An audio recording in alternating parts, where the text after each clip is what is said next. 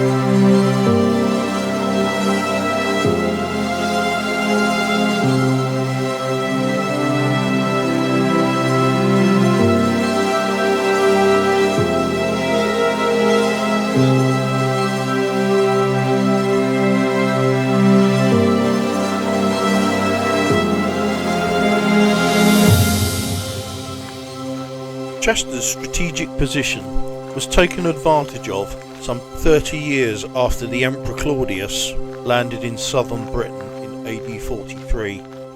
Its position close to the Irish Sea, a navigable river, the Dee, and a good area to launch campaigns into Wales and further north, led it to becoming a permanent base for one of three legions based in Britain, the others being York, known as Aberasum, and Caerleon, known as Isca in South Wales. Nothing like the city we see today, it's better to look at Deva Victrix from above. And so using Google Earth, this is the modern view of Chester. And even without marking any Roman sites upon it, it's already evident as to where the city's origins begin. Roman forts are classically built to a rectilinear design, or playing card shape to simplify. Here, on modern Chester, that shape still defines the city, particularly in the northeastern area, and you can see here the edge of that playing card shape. In the centre, a traditional north-south east-west road bisects the fort, heading for the fort entrance gates that would have been situated within Roman Chester. And if I overlay the extent of the walls of Deva Victrix onto modern Chester, you can see exactly how it sits on today's city. Now, the first location I'm going to visit, which contains Roman remains, is on the premises of Panna Coffee, and that's here upon Watergate Street. And I must thank the owners, as with all of the locations that I visited, who gave me permission to film there. So I'm walking west along Watergate Street here, and I'm looking for Panna Coffee, and I think, yeah, here it is, it's just here on the left.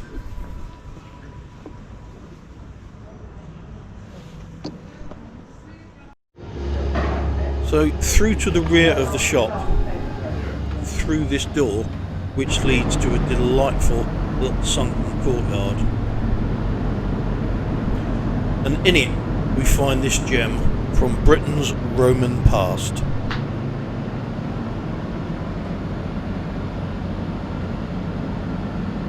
So what exactly are we looking at? Well, obviously it's a column base. The area where Watergate Street is situated today is thought to be the part of Deva where the senior officers were based. So this could well have been part of the dwelling of an officer such as the Praefectus Castrorum. Now he was known as the camp prefect and would have been third in charge of the legion, or even maybe the primus pilus, the senior and commanding centurion. There's very little information to be had about this column, a fact which sadly seems to be prolific when regarding Chester's Roman past, but sat here beneath its medieval arch, at least 1,600 years since it was put here, we should at least be thankful that it still exists. My next port of call, no pun intended, is actually outside the fortress walls, and heading east towards the racecourse is a remnant of the harbour. Today, the River Dee is a quarter of a mile away on the opposite side of the racecourse, but this overlay shows the location of that remnant of harbour, and also where the eastern bank of the river lay during the Roman occupation. Now, these steps lead down onto the Rudi. Now that's the name of the racecourse here at Chester. And at the bottom in that car park you can see just in front of me, I'm expecting to find a wall to the former Roman harbour. Now, it's hard to imagine with the expanse of grass before me, but in the 2nd century right in front of me would have been the River Dee. Today the river flows right on that tree line you can see at the edge of the racecourse. And there we have it, the harbour wall.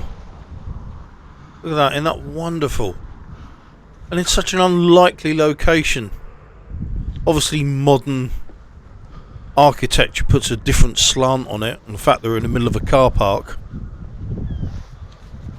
These huge great sandstone blocks, probably quarried locally. There's many quarries around Chester. In fact, there's one not far from here. Placed here 1700 years ago. It's quite incredible. And what have we got here? This bit seems to be a lot more grassed over, but the wall seems to be better preserved, maybe. If you look, the stones aren't as weathered. And there's a bit of a hole there. I wonder if it's worth investigating in that. Is it me, or does that stone look slightly arched? Like a lip underneath. Close. I mean, it shows there's a bit of a cavity at the back, but whether that's just eroded or, the mortar's come out, I'm not quite sure, to be honest with you. I'd love to think it went further back, though.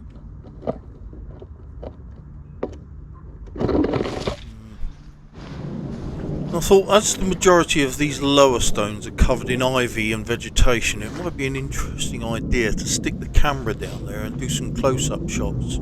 You never know what you might find.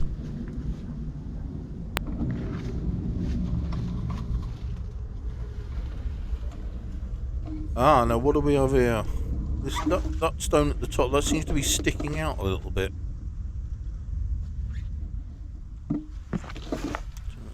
Put the camera in. There just seems to be more stones. I mean, that rock or that stone does jut out, obviously. We just don't know the reason why.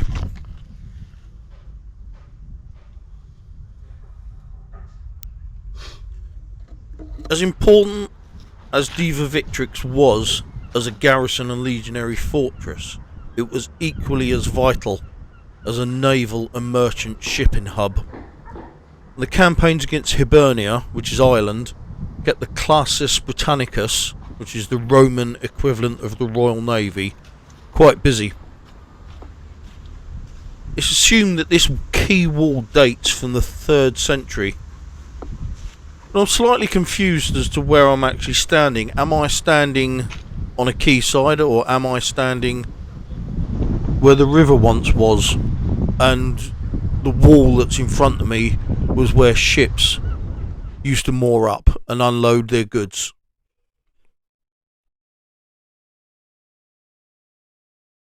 The next site is the kind of place I wouldn't usually include within Pathfinder, as it doesn't quite fit the profile of the channel. However, it is an important site, and for the sake of completeness, I shall include it. I am of course referring to the amphitheatre. Again, outside the fortress walls, it sits at the southeast corner of Deva Victrix. The amphitheatre is a very popular destination with Chester's tourists. But beside the obvious, just what are we looking at?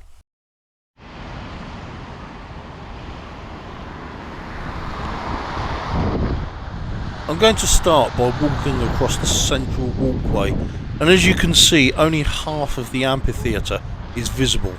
And although still extant, the rest unfortunately lies underground, buried beneath listed Victorian structures, and therefore at present unreachable. But what you can see there is the obvious arena area, which was largely used for combat sports involving animals and humans. The vast majority of the ruins that you see today belong to the second amphitheatre that was built upon this site. Approximately 40 foot high and able to accommodate up to 8,000 people in its tiered seating, it was the largest in Britain, a fact which leaves historians to believe that had the Romans conquered Hibernia, then Deva would have become the Romano British capital.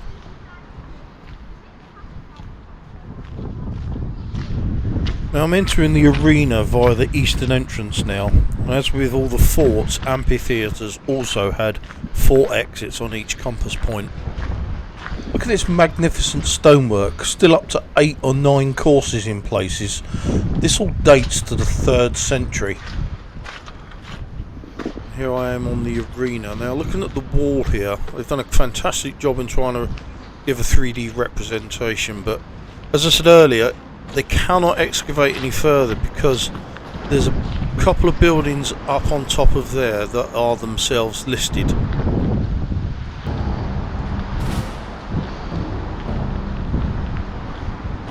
So I'm now heading towards the north entrance, and if you see that walled off room at the left of the picture, that is a shrine to the goddess Nemesis. Entering the northern entrance, I would have been covered by a vast archway leading outside. To my right and left you can see the remains of the stadium foundations.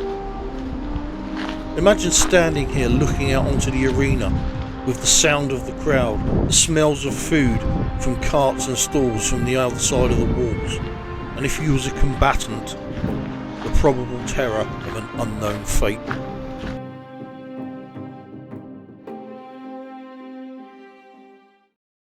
Within the wall shadow I now return to Bridge Street, to be precise, and in 1863, during a reconstruction, a new floor was being installed at number 39 when the builders came across a Roman hypocaust or underfloor heating system. Now a portion of it was removed and is now on view at the Roman Gardens on Pepper Street next to the amphitheatre. And although not noted for any in situ discoveries, it has been made into a delightful park with many Roman artefacts and architecture found within the city now on display. Now, as I stated, these remains are not in their original location. They originated at 39 Bridge Street, but they give a great representation of a hypocaust, and they worked by hot air being drawn through a fire which heated it, and then drawn further, the hot air was circulated beneath the floors, which were raised upon stacked tiles or short small stone columns, as you can see here.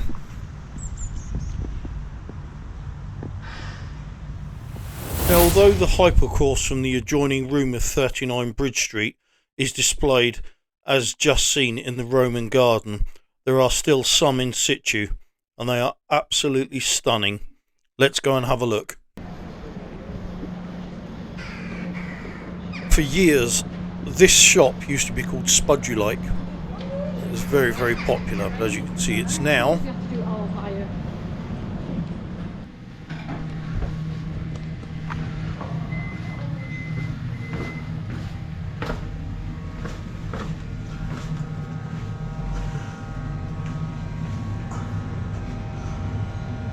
this is what I call a cafe.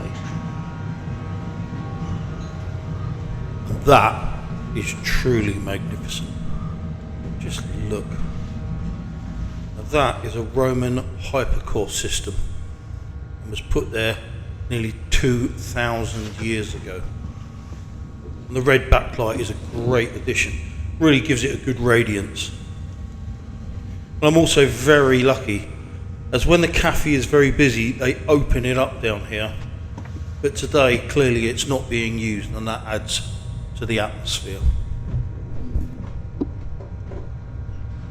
This was built in the 2nd century, and these pillars, made of local sandstone, are sat on the natural bedrock, once again sandstone, which the Romans cut away to build this hypercourse. And you have to remember, this represents only a small part of the baths that were here above my head, thought to be for the use of the officers of the 20th Legion and obviously dignitaries. Now, there's something else of interest down here.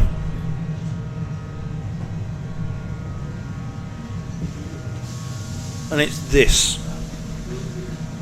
So in keeping with the Roman theme, and as it's situated so close to identified Roman remains, it's said to be a plunge bath connected to the bath complex. But when you think about it, the bath is unlikely to be down here at the business end of things. It's likely to be up above with all the other stuff. Now, these basements date to the medieval period, and so it's thought that it is probably part of a medieval cellar. Regardless, it's another great feature, and even though it's not thought to be Roman, it goes well with the hypercourse tucked away down here in the basement of the Bridge Street Cafe and Bistro. My next visit is a return to the southeast corner of the fortress area and on the opposite side of the road to the amphitheatre, and this is the southeast angle tower. An often overlooked but vitally important ruin, as it is the remains of the southeast corner of the fortress wall. Okay, so on the other side of the road from the amphitheatre is one of my favourite and probably overlooked Roman ruins.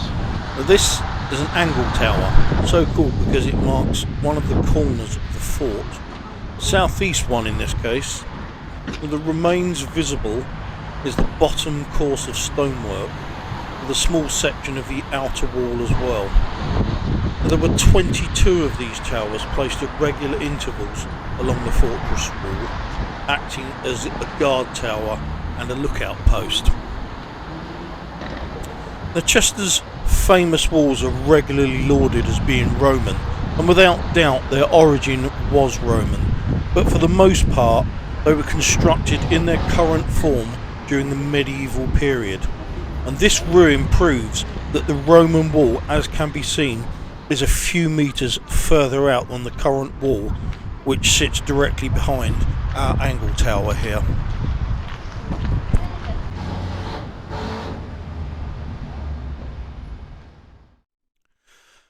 And this reconstruction image taken from the information board at the front of this site captures an intriguing interpretation of what this tower would have looked like. And also what's interesting is that it depicts the large defensive ditch now filled in, which would have surrounded the entire fortress. And finally, I'd like to round up this first part of rediscovering Deva Victrix by showing a plaque I found on a wall in Pierpoint Court.